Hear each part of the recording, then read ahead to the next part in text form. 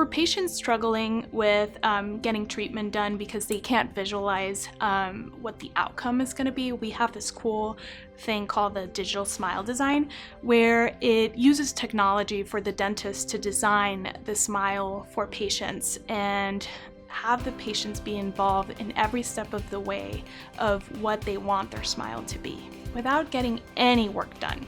I call it emotional dentistry because we get to connect to this part of the patient while we are designing their smile, the smile they always wanted. We get to tweak certain part of their teeth that they don't like, the shade, the color, everything to make it more broad and beautiful smile. And that puts me at ease as a doctor. I know I'm designing the best smile for them, and that puts them at ease as well because they get to be involved in this part. So it always gets patients teary up and motivated to say, hey, let's do this. When are we doing this? So it's actually something magical that I like to say the dream is now the reality.